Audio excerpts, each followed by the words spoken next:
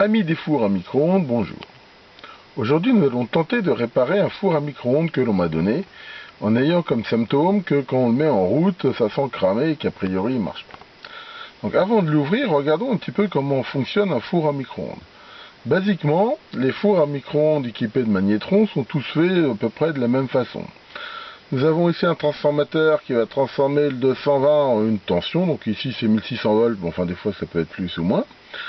Suivi ici d'un condensateur et une diode qui marche à la fois comme un redresseur et comme un doubleur de tension. Ensuite, cette haute tension ici, donc ici de moins 3300 volts, va être appliquée sur un filament qui lui-même est chauffé par une très basse tension, mais c'est complètement isolé, ce qui va permettre d'émettre des électrons, et à l'intérieur du magnétron, il y a un système de cavité, enfin bon c'est un peu plus compliqué, mais en gros ça fait un oscillateur à très haute fréquence et à forte puissance qui va envoyer donc les micro-ondes dans le four.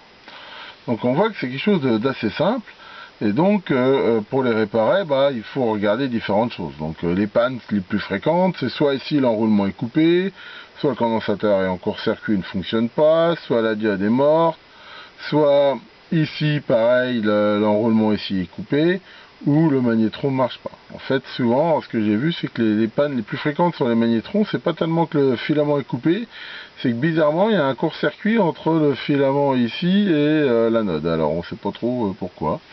C'est assez bizarre, parce que bon, normalement c'est du vide à l'intérieur, mais enfin c'est une panne relativement fréquente. Enfin voilà, donc maintenant qu'on voit un petit peu comment ça marche, on va ouvrir la bête et regarder un petit peu qu'est-ce qui nous attend. Donc voilà, j'ai ouvert le micro-ondes. Donc ce qu'il faut savoir déjà avant de bricoler dans un micro-ondes, c'est qu'il y a présente un certain danger. En effet, comme on l'a vu tout à l'heure sur le schéma, il y a de la très haute tension, et en plus de la tension continue, et avec un niveau de courant qui est vraiment mortel. Donc quand vous bricolez un transfert micro-ondes, déjà si vous n'avez pas de bonnes connaissances sur comment ça marche et sur l'électricité et les précautions à prendre, je vous déconseille vraiment d'aller farfouiller là-dedans, parce que c'est vraiment un coup à y laisser sa peau. Et il faut faire attention, il ne faut pas oublier aussi qu'il y a un condensateur donc de forte capacité qui est chargé aussi à cette trop haute tension, ce qui fait que même débranché, bien que normalement il y a des résistances pour le décharger, ça peut être endommagé, donc il y a aussi potentiellement un risque. Alors ici on va pouvoir identifier les différents éléments qu'on retrouve dans quasiment tous les micro-ondes. On voit ici donc le cordon secteur ici qui arrive ici manifestement, ça c'est un filtre antiparasite. Ensuite on peut voir ici différentes protections. Alors ces protections typiquement ce qu'on appelle des clixons, c'est des relais thermiques qui font que si à un moment donné pour X raison il y a le feu ou ça chauffe trop, ça va couper le courant.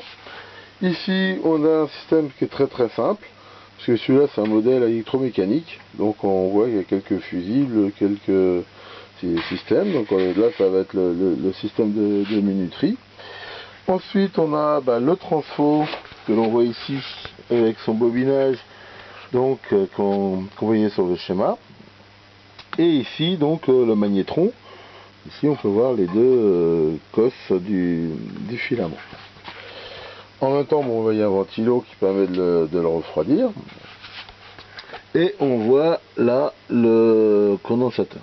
Donc la première chose que je vais faire, c'est tester un petit peu tout ça et voir un petit peu quel est le problème avant de le brancher. Bon, et mauvaise nouvelle, j'ai trouvé la panne et c'est le magnétron qui est mort. Alors comment on teste un magnétron?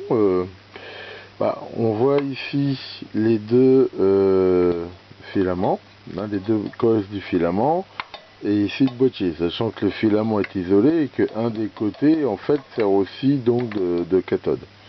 Donc normalement on doit trouver une résistance très faible entre les deux cosses du filament, et donc là on voit que si je mesure avec un ohmmètre entre les deux cosses du filament, j'ai en effet une résistance quasi nulle. Par contre on voit que si je mesure entre un des filaments et le boîtier ici, voilà, donc là, on va essayer de filmer en même temps, voilà, je devrais avoir une résistance infinie et j'ai une résistance de 27 ohms.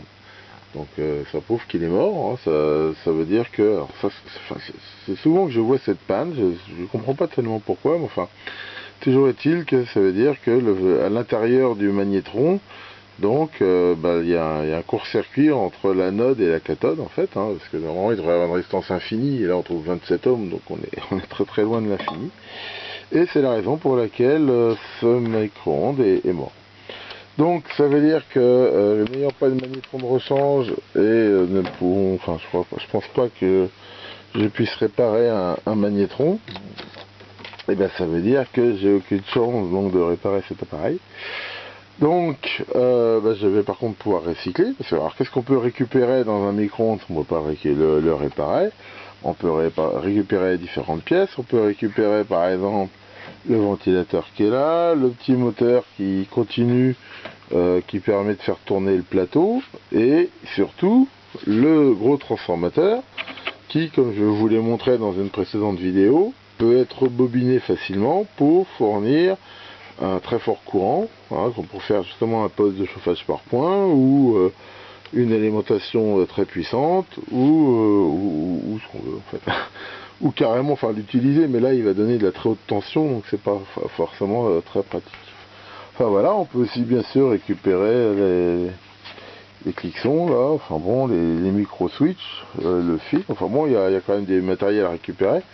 Mais c'est un peu dommage, parce que moi j'aurais aimé le réparer, parce que j'ai vu des vidéos sur YouTube où on peut faire fondre du métal avec un micro-ondes, et c'est un truc qui m'aurait intéressé d'essayer. Mais ici, c'est mort, hein, c'est le foutu magnétron qui est mort. Enfin voilà, donc c'est pas un succès vu que j'ai pas réussi à le réparer.